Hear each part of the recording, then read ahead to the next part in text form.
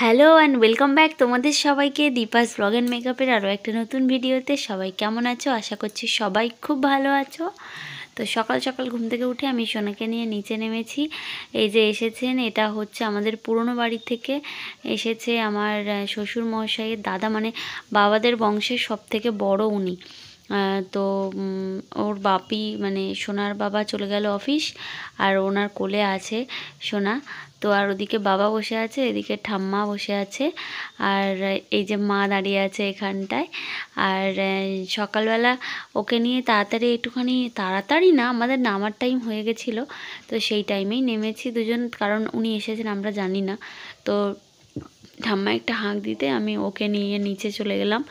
তো বাবা বলেছে একটু চা করতে, তো এখানটায় চা করা হচ্ছে। তো আর তারপরে এখানটায় আমাদের এখানে কীর্তন হচ্ছে বলে আমি সকাল থেকে ভিডিও এডিট করতে পারিনি। তো আমাদের এখানটায় পুকুর ছেঁচিয়েছে, সেখান থেকে এই মাছগুলো নেওয়া হয়েছে। আর ভেবো না যে তোমাদের যে বড় বড় মাছগুলোর কথা বলছিলাম এটা সেই মাছ। যে বড় বড় মাছগুলো আমাদের পুকুর থেকে ধরা হয়েছে তাদের কাছে তো এই মাছগুলো কিছুই না। এই মাছগুলো ওইদিকে ওখানটায় মাসির বাড়ির ওখানটায় শান্তনুদের পুকুর ছাঁচানো হয়েছে, সেখান থেকে 3 কেজি নিয়েছে বাবা। আর বাড়ির পুকুরের মাছ ধরা তো এখনও বাকি আছে। তো চলো আজকে ভিডিওটা শুরু করলাম তোমাদেরকে সঙ্গে নিয়ে, আর দেখি শেষ পর্যন্ত কি করছি না করছি। তো আমি নিচে নেমে দেখছি মা এই মাছগুলো ওগুলো ছাড়িয়েছে, আর আমাকে বলেছে ওগুলো ধুইতে, কারণ মা যাবে ইয়েতে, তোমাদের কি বলে, কন্ডোলে যাবে। আর আমি হচ্ছে গিয়ে এই যে সোনাকে কোলে নিয়ে, আর মানে মা না থাকলে যে কতটা প্রবলেম হতে পারে আজকে সেটা ফিল করেছি। তো ওকে কোলে নিয়ে আমি এদিক ওদিক করছিলাম, আর তারপরে ওকে কোলে নিয়েই আজকে আমি ভাত খেয়েছি প্রথমবার। সবাইকে বলে না বাচ্চাকে কোলে নিয়ে খায়, আর ও কী করছে জানো তো, খালি সেই থালার দিকে একবার, আমার মুখের দিকে একবার, এই করছে। আর এখন এই যে ভিডিও এডিট করছি সে আমার সামনে শুয়ে আছে। তো এই যে দেখো মা চলে যাওয়ার পরে আমি ওকে ওখানটায় রেখে দিয়ে ওই মশারির মধ্যে ঠাম্মার খাটের মধ্যে ওকে শুইয়ে দিয়েছি, দিয়ে আর আমি ওদিকে চলে গেছি রান্না করতে। তাও কি আলু সেদ্ধ হয়ে গেছে, এবার মাছটা মাখিয়ে ভাজতে দিয়ে দেবো। মাছের ঝোল করব খালি, আর ভাত করব, আর কিছু করব না। আর যেহেতু অনেকগুলো মাছ ছিল, তো মাছগুলো কাটতে কাটতে মায়ের হচ্ছে অনেক দেরি হয়ে গেছে। নাহলে মা আমার জন্য কোথাও বেরিয়ে গেলে তরকারি মা করে রেখেই যায়। খুব সামান্য কিছু না করার মতো এরকম কিছু থাকলে সেটুকু আমি করি। কালকে যেমন ডালও হয়ে গেছিলো, শুধু ডালটা সাঁতাল দিয়েছিলাম। তো আজকে ওই মাছগুলো কাটতে কাটতেই মার অনেকটা টাইম চলে গেছে। আর ওখানটায় পকোড়া ভাজার জন্য বেসন মাখা আছে। আর এইবারে দেখো আমার জন্য ওই ভাজা মাছটা আছে, ওটা দিয়ে আমাকে বলেছে ভাত খেতে। তো সয়াবিন তরকারি আর ভাজা মাছটা নিয়ে নিয়েছে, ওটা নিয়ে খাবো আমি ভাতটা। এদিকে তাকা, আজকে প্রথমবার আমি ওকে কোলে নিয়ে ভাত খেলাম। এরকমভাবে টেবিলের ওপর এরকমভাবে ওকে কোলে নিয়ে বসে, এখানে থালাটা ছিল, খেলাম। সত্যি চাপের, তাই না শোনা? আর সব থেকে বেশি চাপের, ওর তো খেতে ইচ্ছা হচ্ছে না এখন, ওই জন্য একটু বেশি চাপের। মা চলে গেছে তো আমি খাইনি। এখানটায় আলুটা সেদ্ধ বসিয়েছি, আর এবার ওইদিকে মাছ ভাজাটা চাপিয়ে দিয়ে আর সোনাকে একটু খাইয়ে দেবো গো। খুব খেতে ইচ্ছা হয়েছে, খুব খেতে ইচ্ছা হয়েছে, আমি দিইনি, আজ দেবো, চলো চলো। তো দেখো এখানটায় মাছ মাখানোটা হয়ে গেছে, আর কড়াইতে তেল দিয়ে দিয়েছি। আর সোনাকে বলেছি সোনা আর একটুখানি তুই চুপ করে থাক, তারপর তোকে খেতে দেব। আর ওকে কোলে নিয়েই এবার মাছ ভাজাটা চাপাবো। আর কি বলো তো, আমার সোনা বেশি দুষ্টুমি করে না, কিন্তু ওর হচ্ছে গিয়ে খিদে পেয়ে গেলে ও তখন আর একদম শান্ত থাকবে না, তখন কান্নার আর কোনো নেই, সারাক্ষণ জোরে জোরে চিৎকার করবে, তুমি সামনে বসে থাকলেও চিৎকার করবে। তো ও দেখো কোলের মধ্যে চুপচাপ আছে। তো গরম তেল যদি ওকে ধরে রেখেছি আমি, আর ওকে আমি বলছিলাম শোনা এই যে ওই কড়াই আছে, তেল গরম হচ্ছে। ও অনেকে বলে বোঝে না, ও সত্যিই হয়তো বোঝে না, কিন্তু আমার যেন মনে হয় যে সব বোঝে। ওকে আমি যদি বলে যাই যে শোনা আমি কিন্তু স্নান করতে যাচ্ছি, তুই কিন্তু কাঁদবি না, ও কাঁদে না। বা আমি যদি বলি যে সোনা আমি বাথরুমে যাচ্ছি, আমি ব্রাশ করতে যাচ্ছি, তুই কিন্তু চুপচাপ থাকবি। ও চুপচাপ থাকে।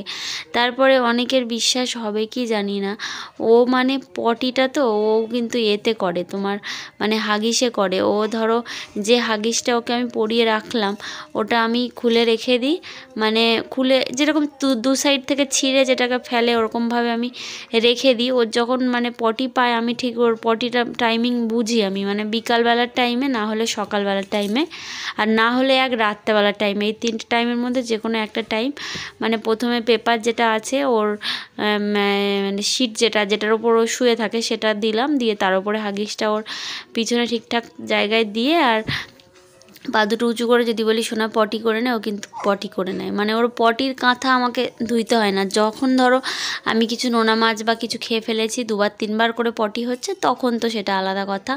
তো এখানটায় দেখো ঠাম্মার কোলে ও আছে, ওই সবজি ব্যাপারই এসেছে। তো ঠাম্মা লাল আলু নিতে এসেছে। আমি বললাম যে কাল থেকে তো বাড়িতে অনুষ্ঠান, তোমার আর লাল আলু নেওয়ার দরকার নেই, তোমার আর তুমি আর হচ্ছে গিয়ে এবার আমাদের সঙ্গে ওখানেই খেয়ে নেবে, তোমার আবার আলাদা করে কিছু করতে হবে না।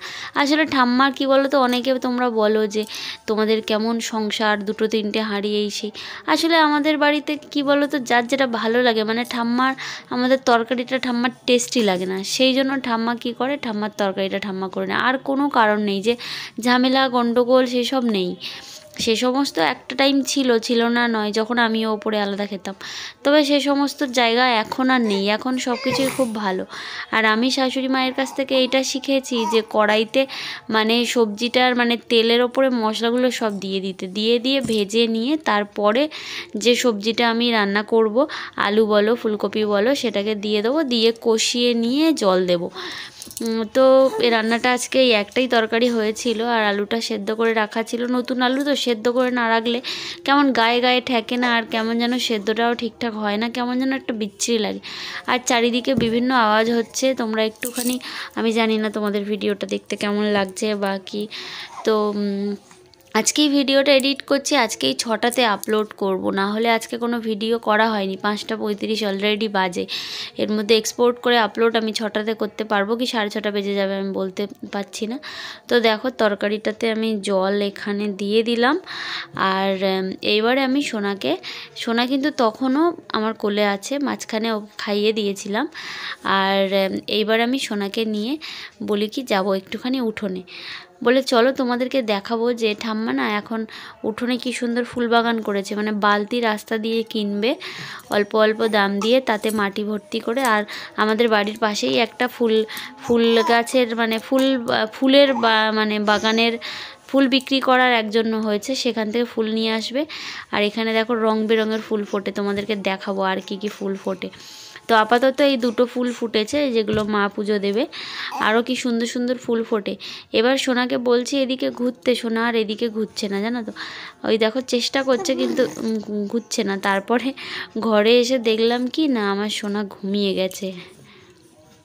দেখো কোলে থাকতে থাকতে একা একা ঘুমিয়ে পড়েছে আমার সোনা। ওকে আবার শুইয়ে দেবো, দিয়ে আর স্নানে যাবো। তো দেখো, আর এরপরে আমি চলে গেছি, যেদিন করে আমি শ্যাম্পু করি বা তার আগেও সামনের দিকে যে চুলগুলো উঠে গেছে না, আমি অনেক করে তেল লাগাই। আমি এটাতেই বিশ্বাস করি যে হেয়ার ফল যেটা হওয়ার সেটা হবে প্রেগনেন্সির টাইমে। কিন্তু তুমি যদি অয়েল লাগাও, এমনি সময়ও আমাদের যেরকম চুল ওঠে এখন তার পরিমাণটা একটু বাড়ে, কিন্তু এরকম না যে চুল ওঠা মানে চুল উঠছে বলে চুল আর গজাবে না। তো সেই জন্য কী করতে হবে, সবসময় যেটা আমি করি তেল লাগাই। তো আমি সেরকম গোড়ায় ভালো করে একটু তেল লাগাচ্ছি, নর্মাল যে তেল আমি মাখি সেই তেলই লাগাই। আর এবারে তো আবার একবার ডাক্তারের কাছে গেলাম, গিয়ে বিভিন্ন রকমের আরও ওষুধ দিয়েছে। তো মানে প্রেগনেন্সির পরে আমার মনে হয় যে শরীরের কোনো প্রবলেম থাক বা না থাক, একবার না ডাক্তার দেখানো উচিত, জানো তো। তোমার শরীরে কি কি ঘাটতি আছে, সেই ঘাটতিগুলো সব পূরণ হয়ে যাবে।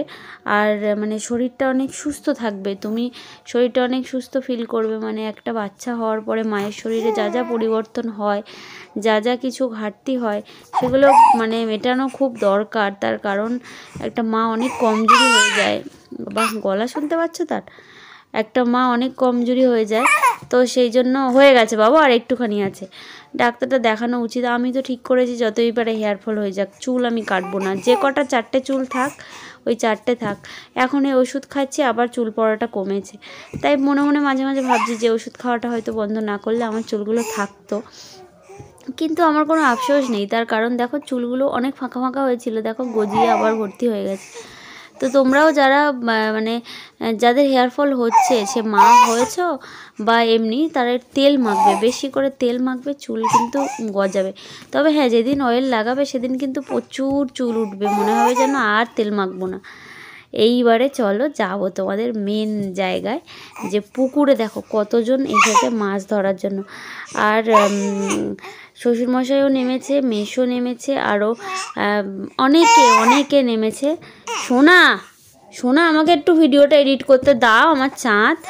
এইবার তোমাদেরকে আমি টাইটেল দিয়েছিলাম কি, সমাজ বাড়িতে মাছ কেনার পয়সা নেই বলে। এটা একদমই বাজে কথা মানে কি, এটা টাইটেলটা দিতে হয়, না হলে একটুখানি টাইটেলটা অন্যরকম দিতে হয়, যার জন্য দিয়েছি। মাছ, কাতলা মাছ ওটা অর্ডার হয়ে গেছে। আর এই যে সকালের মাছগুলো কিনেছে, ওগুলোও খাওয়ার জন্য। আর এই যে যেটা আমি রান্না করেছিলাম, দুপুরের লাঞ্চ নিয়ে বসে পড়েছি সোনা মাসির কাছে। আর বিকালবেলা মানে আর যে লোকজন আসবে না, কালকের থেকে লোকজন আসবে কিছু, তারা সব থাকবে, তাদের খাওয়ার জন্যই পুকুর থেকে। আর ওই যে বাবা ওই মাছগুলো কিনে এনেছে। এইবারে চলো কত বড় বড় মাছ ধরেছে সেইটা তোমাদেরকে দেখাই। জাস্ট দেখো চিতল মাছটা দেখো, আমাদের পুকুরে না এর থেকেও বড় সাইজের আরেকটা চিতল মাছ ছিল, যেটা একা একা মরে ভেসে উঠেছিল। সেটা মানে চিতল মাছ কত দামি জানো, কিন্তু আমাদের খাওয়া হয়নি, ওই জন্য বাবা এবারে ধরে নিয়েছে খাওয়ার জন্য। আর এইবারে দেখো এই যে আরও একটা এই রূপচাঁদ মাছটা দেখো কত বড়। চলো ভিডিও শেষ করছি, টাটা।